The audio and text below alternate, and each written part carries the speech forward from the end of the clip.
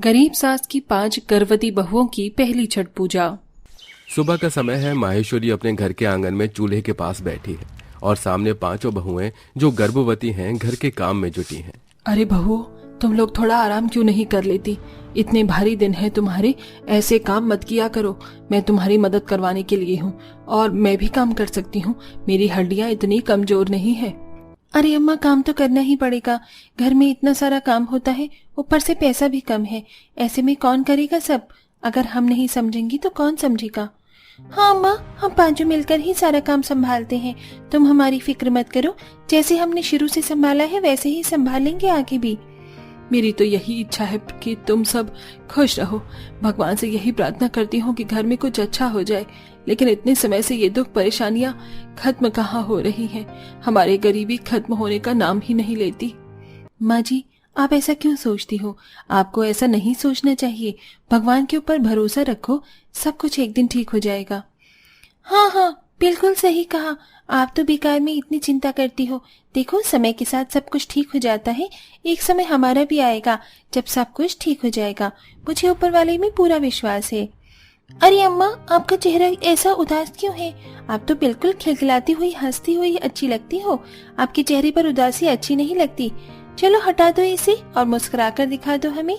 सभी बहुएं आपस में हंसी मजाक करते हुए घर के काम में जुटी रहती हैं और अपनी सास को हंसाने की पूरी कोशिश करती हैं। रात का समय, घर के सारे सदस्य एक जगह बैठे हुए हैं। बेटों के चेहरे पर तनाव है, बहुओं के चेहरे पर भी हल्की चिंता नजर आती है। अम्मा, आज हमें काम से निकाल दिया। इस बार ठेकेदार ने साफ बोल दिया है कि अब हमें मजदूरी पर नहीं रख सकता, क्योंकि उनके पास ज्यादा काम नहीं है और पहले ही मजदूर बहुत सारे हैं। क्या तुम सबको काम से निकाल दिया? अब कैसे गुजारा होगा? अरे, तुम्हारे कमाए हुए थोड़े से पैसों में से ही तो इस घर का गुजारा चल रहा था। अब तुम्हारे ठेकेदार ने भी तुम्हें निकाल दिया तो कैसे चलेगा? पता नहीं अम्मा, अब तो खाने तक के लाले पड़ जाएंगे। इस बार छठ पूजा कैसे करेंगे, ये सोचकर ही मन घबरा रहा है और बहुत दुखी भी है अंदर से हमारा मन। अम्मा, चिंता मत करो, हम सब मिलकर कुछ न कुछ इंतजाम कर लेंगे। छठ पूजा हर साल की तरह इस बार भी मनेगी। तो क्या हो गया कि हमारे पास पैसे नहीं हैं? बिना पैसों से हम कोशिश करेंगे अपने त्योहार को मनाने की। बेटी, हर साल तो जैसे तैसे कुछ इंतजाम कर लेते थे, पर इस बार तो सच में पैसे नहीं हैं।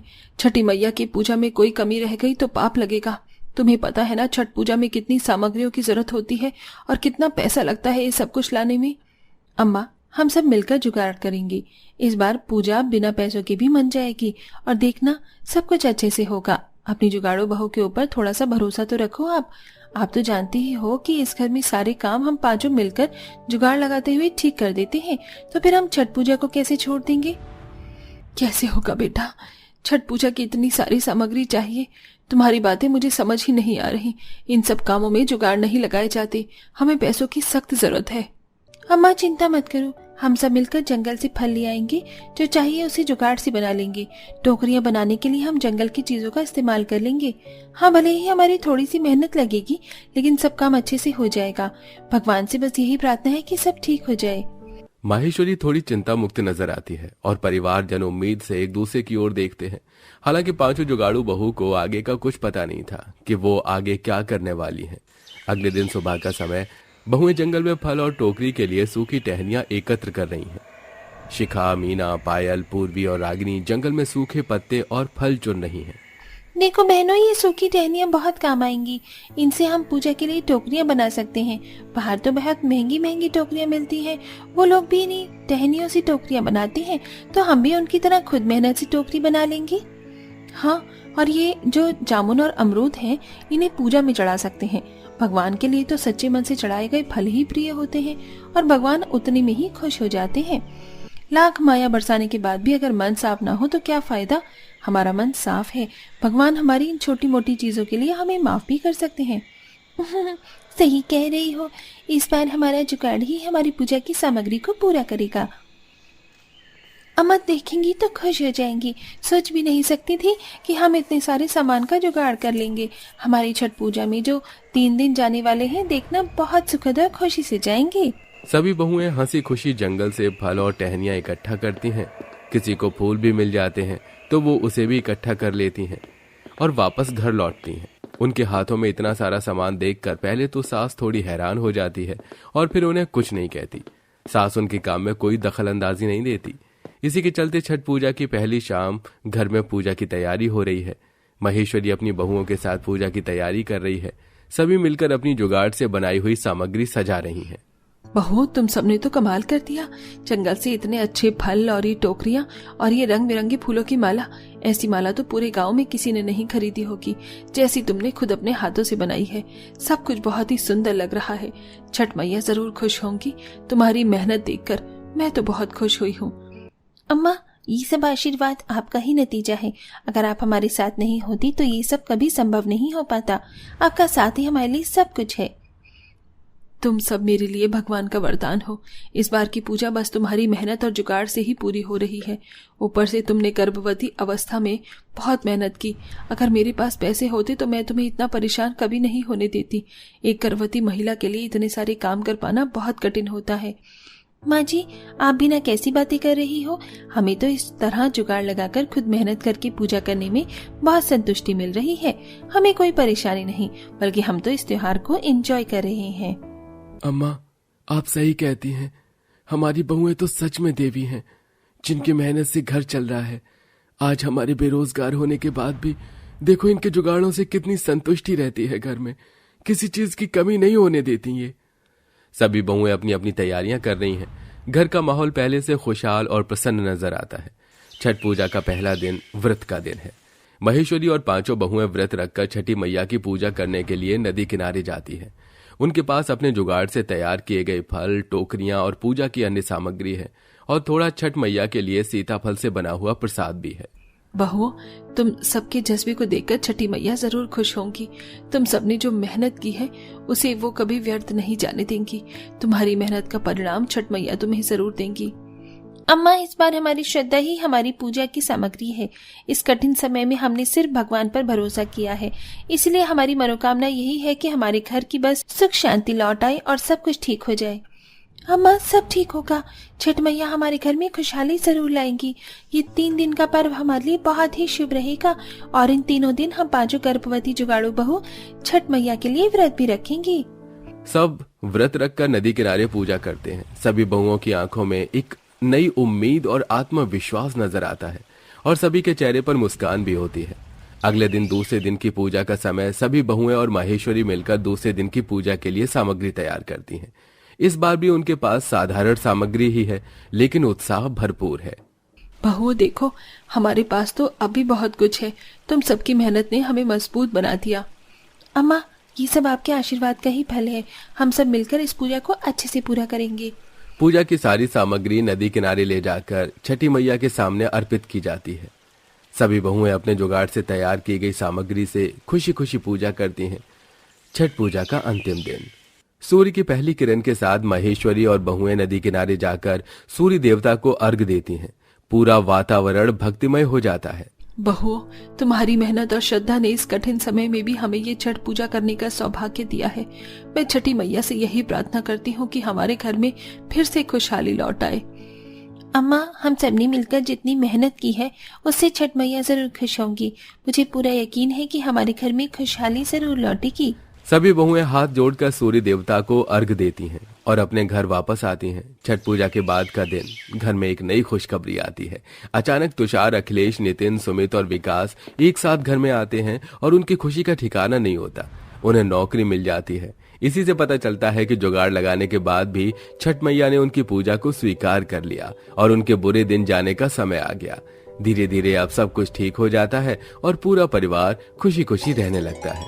तो दोस्तों, कैसी लगी आपको हमारी ये जुगाड़ू बहू की कहानी? हमें कमेंट में जरूर बताएं। साथ ही क्या आपने भी किसी अपने बिगड़े काम को बनाने के लिए कोई जुगाड़ किया है? तो हमें वो भी बताइए।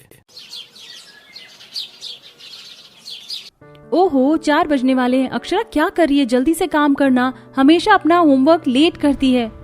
अरे दीदी, कर तो रही हूँ। ये इंग्लिश और हिंदी थोड़ी है जिसे मैं दूसरी कॉपी से उतार लूँ। मैथ्स के तो प्रॉब्लम सॉल्व करके ही करना होता है ना, और आपको पता ही है सही आंसर निकालने में भी टाइम लगता है।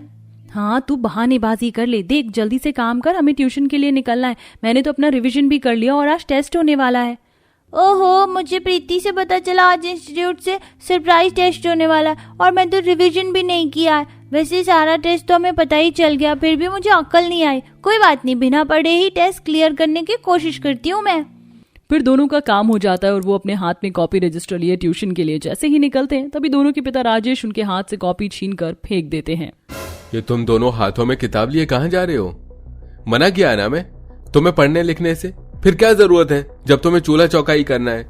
नहीं पापा, आपका मम्मी का नाम रोशन करना चाहते हैं, पढ़ लिख कर बहुत अच्छी जॉब करेंगे।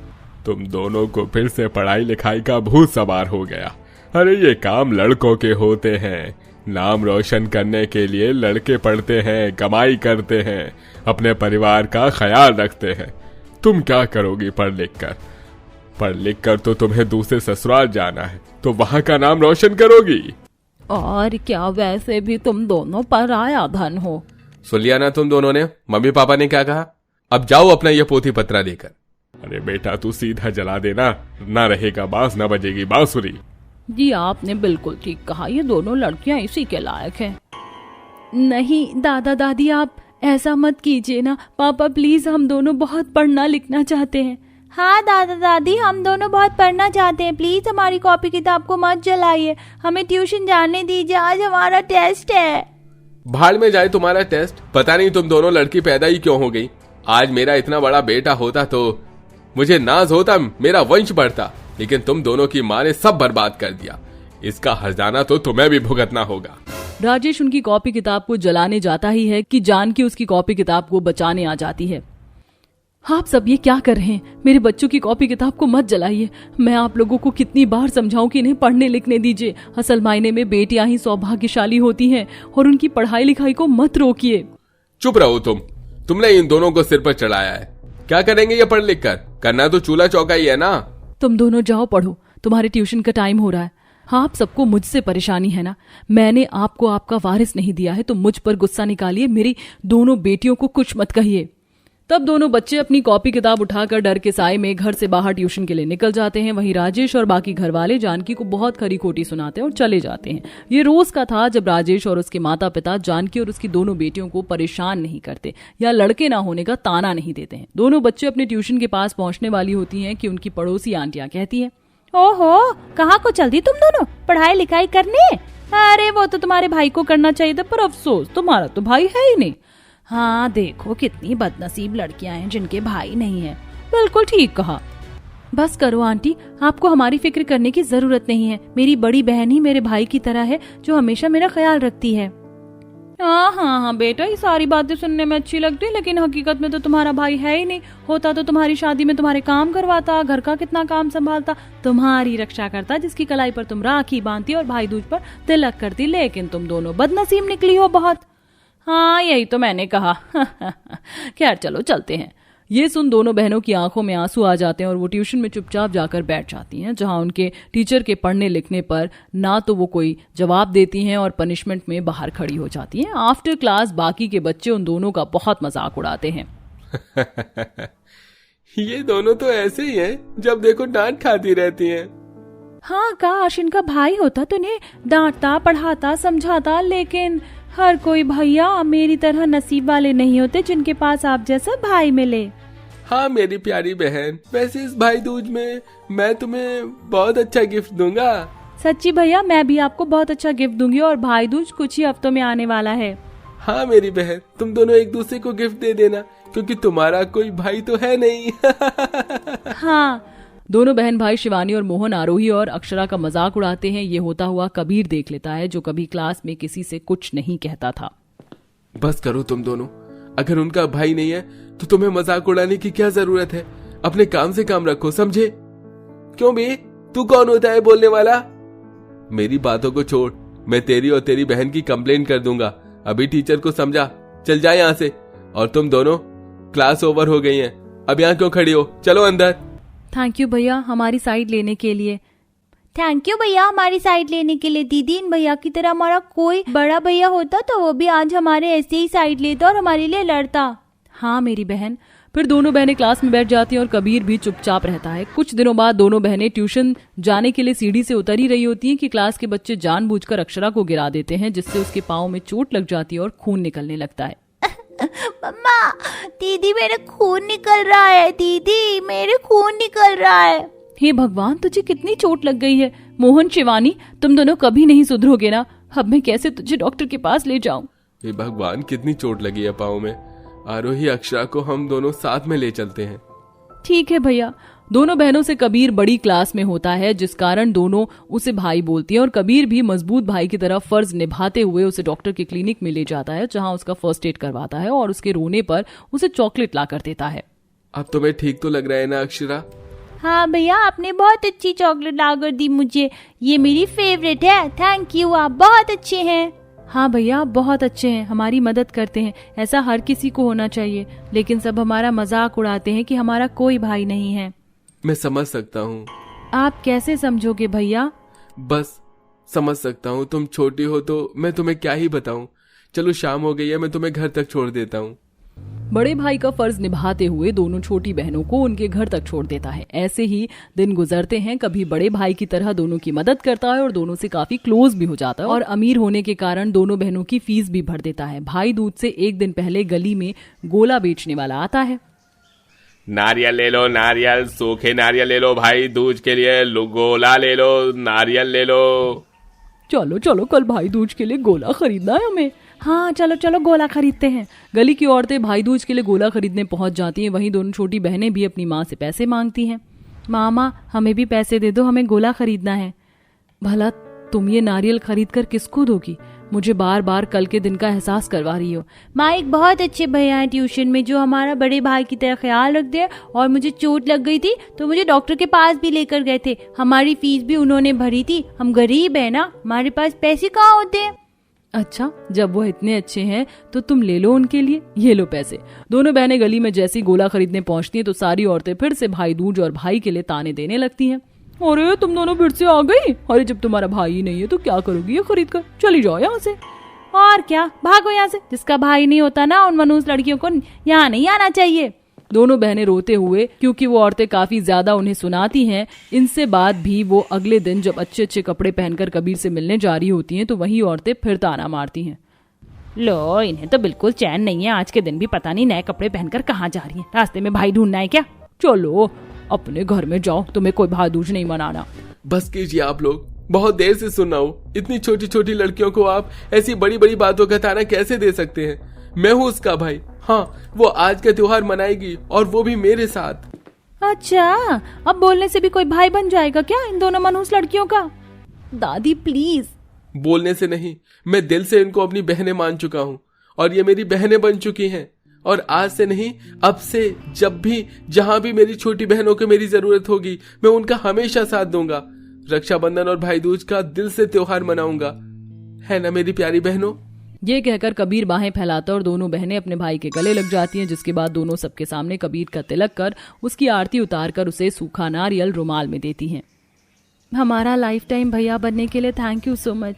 अपने बड़े भाई की तरह हम दोनों छोटी बहनों को संभाला है आपने। क्यों न संभालूं, तुम भी तो मेरी दोनों बहनें हो। क्योंकि असल में मेरी भी कोई बहनें नहीं है। जो दर्द तुम्हें मिला है वही दर्द मुझे भी मिला है। शुक्रिया तुम्हारा जो मेरी बेटियों का इतना ख्याल रखा। शुक्रिया कैसा? ये कहकर कबीर जानकी का आशीर्वाद लेता और सभी लोगों का मुंह बंद हो जाता है और इस तरह से दोनों छोटी बहनों को अपना बड़ा भाई और कबीर को अपनी दो प्यारी बहनें मिल जाती हैं। भाई बहन का रिश्ता होता ही इतना प्यारा है कि अगर वो साथ रहेंगे तो वह लड़ेंगे, लेकिन अलग रहेंगे तो एक दूसरे को बहुत याद करेंगे और प्यार भी बहुत करेंगे। जैसा कि आपने इस कहानी में देखा, जिनके भाई बहन होते हैं वो लड़ते हैं और जिनका भाई बहन नहीं होता वो भाई बहन के लिए तरसते हैं। आप बताइए कमेंट करके, आप अपने भाई या बहन से कितना प्यार करते हैं? और अगर आपने आज तक उनको ये नहीं बताया तो कमेंट बॉक्स में उन्हें टैग जरूर कीजिए। और आप सभी को हमारी तरफ से भाई दूज की हार्दिक शुभकामनाएं।